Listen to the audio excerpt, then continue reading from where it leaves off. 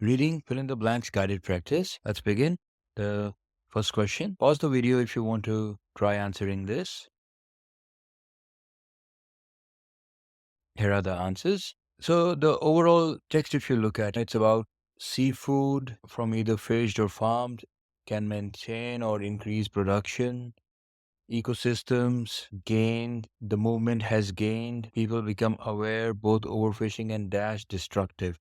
Okay, so it looks like it's about seafood, fishing, and how to do that in a sustainable manner. So something around that. Now let's look at the first blank. Sustainable seafood is seafood from either fished or farmed dash that can maintain or increase production.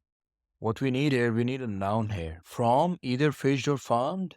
So seafood coming from. So when we talk of food coming from, we say we are referring to the source of the food. So we are talking about the source of the seafood here. So the correct option for us is sources. So either fish sources or farm sources that can maintain or increase production in the future without. The correct option is jeopardizing the ecosystems. So that the production, we are talking about sustainable. Jeopardizing, it means putting something in a situation where there's a danger of loss or there's a danger of harm. So we want to get seafood in a way that the sources from where we are getting, they are not jeopardized. So they are not compromised. The sustainable seafood movement has gained dash has gained what? So when we talk about movement, we talk about the progress of the movement, the growth of the movement, and the word which has a similar meaning in this context is the momentum. So it has built up speed. It has caught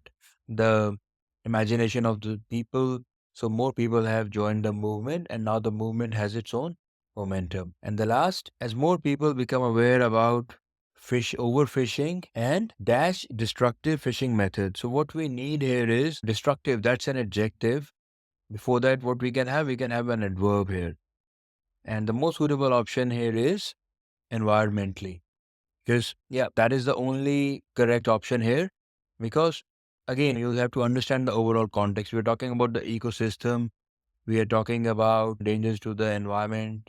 So that's why environmentally destructive fishing methods, those are to be avoided and people have to be made more aware of that. So that's why the correct option, environmentally here.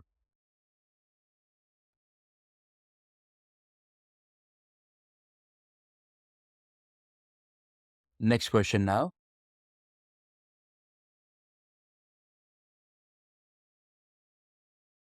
The answers. So what is this text about? Effects on quality of life due to crowding, maybe due to increased physical contact, lack of sleep, lack of privacy, poor hygiene, while population, objective measure of number of people living per unit area, overcrowding. Okay, so this is something about crowding, overcrowding, and the different effects it can have on the quality of life and the reasons for that. So it's something to do with crowds and the impact that the crowds and overcrowding it has on our day-to-day lives. So now with that context, let's look at the first blank. Lack of sleep, lack of privacy, and poor hygiene. What? So, poor hygiene.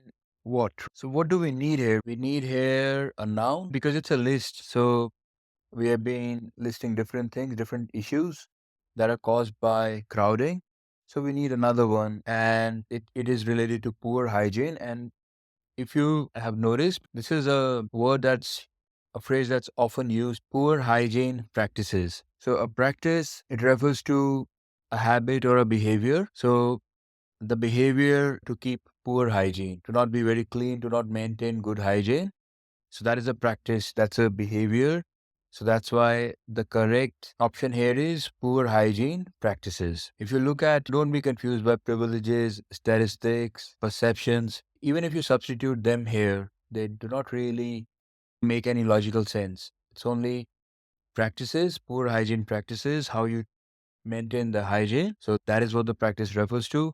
And only that makes logical sense here. Next, while population dash is an objective, so which word often goes with population? Density. Population density. How crowded an area is. People living per unit area. That is population density. So the correct word here, and I think all of you have got this correct, is density. Refers to people's psychological dash to density. So something to density, people's reaction or effect on people. So the reaction to density, and the word that has the similar meaning as reaction, response, response to density. So people's response to density. But definitions of crowding used in dash reporting, what we need here, we need an adjective here. So reporting, what type of reporting? Statistical reporting. So that is the correct word here. Statistical reporting. And yeah, that is the only adjective option, suitable option that we have. So we go with it. And then the last option, do not usually incorporate people's dash of crowding. Reporting and for administration purposes are based on density measures and do not include people's dash of crowding. So means the reports, they are based on, they just measure density, but they do not incorporate people's dash of crowding. So what we need here, we need a noun here. And people's impression of crowding or the way people look at crowding. So what is the word that has similar meaning? People's perceptions of crowding. Okay, perception, to perceive something, to view something as. That's why perceptions is the correct option here. Shall we go to the next question now? The next question here, you may pause if you want to try this question. Here are the options. First, let's quickly look at the text. Organic food production is a self-industry with government in some countries. Currently, these countries record producers, organic standards, border food. So, okay, so this is something about organic food production and looks like some kind of rules around that, how that is governed and managed in different countries. Okay, now let's look at the first blank. Organic food production is a self-industry with. So it's a self-industry. So we need, what do we need? We need something to describe, to add meaning to industry. So we need an adjective, something to add to the, and add another attribute to describe what type of industry. So if you look at these words, context industry, regulated industry, financed industry, insights industry, regulated industry. That is what makes sense because it's a self-regulated industry, means the companies in that industry, they by themselves they follow a set of rules and it's not just controlled by government. All right, so it is a self-regulated industry with government in some countries. So with government, what again we need a noun. What does the government do? It supervises. So it is self-regulated to a large extent, but government does something and the government keeps an oversight. So with government oversight in some countries, distinct from private gardening. Then currently, many other countries require producers to obtain special dash based upon. So what shall the producers obtain? What shall they get based on standards? So when we have to meet standards, we have to meet some objectives set by the government. So the common term is you get certified. So they have to obtain certification. Producers to obtain special certification based on government defined standards in order to market food as organic within their borders. In the dash of these regulations, so what's the correct word here? What do we need? We need a noun to describe the setting in which these regulations happen. So in the context of these regulations, foods marketed as organic are produced in a way that complies with organic dash. So again, organic dash what? Organic standards set by government, right? So that again is a noun. It refers to the criteria or benchmark that the government has set. So what do you said? You said standards, right? This is another example why just reading the words around the blank, the reading the sentence in which the blank appears, that is so important. Okay. So standard set.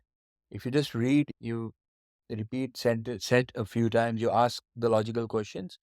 What do the government set when it comes to the countries or when they need to control certain things? They set standards that then the companies have to follow and they have to get certifications to prove that they meet those standards, which is a part of the government oversight in an industry which is largely self-regulated, which follows its own set of rules. So you see, everything makes sense when you start looking, when you start asking logical questions. Let's go to the last question in this practice session now. Pause for a bit and then you can come back. Before we go to the answers, let's quickly see what the text is about. An overemphasis on knowledge, academic knowledge being implicitly knowledge society, academic development in science, medicine, engineering, etc. Indeed, it's no coincidence that those countries most advanced in. Okay, so this is about knowledge. This is about academic knowledge, building some kind of a society that is based on knowledge, and then the industries and the companies growing and developing based upon those industries. So that's the overall context. Now let's look at the first blank. An overemphasis on the dash of knowledge. So what do we need? We need to dash of knowledge. So we need a noun to describe a particular aspect or characteristic of knowledge. So functionality of knowledge. So an overemphasis on the functionality of knowledge, like what function does acquiring knowledge serve, will result in academic knowledge being implicitly seen as dash to the knowledge society. So now this is, again, we need an adjective here to describe how academic knowledge is perceived in relation to the knowledge society, that its academic knowledge is considered irrelevant because there's too much emphasis on functionality of knowledge. Let's go to the next blank now. Internet, biotechnology, digital, financial, dash. So financial services, these words often come together. So I'm sure you have been able to guess that immediately. And the last one, what do we need? The highest knowledge-based industries were those that have the highest graduation rates in university education. When we talk of university education and we talk of rates, so we often refer to that is the graduation rates that we are talking about. So how many complete their university education and graduate? All right, so that's the last question in this practice session. Make sure that you make daily academic reading a part of your, overall preparation before the exam. Spend 30 minutes a day. I have emphasized this a lot throughout the course. That's very important because when you just read these articles, you'll become more aware of academic collocations, how the words are used. You'll become familiar with the kind of topics that might come in the exam, so your vocabulary will improve. And all of that together will have a big impact on how well you do in fill in the blanks.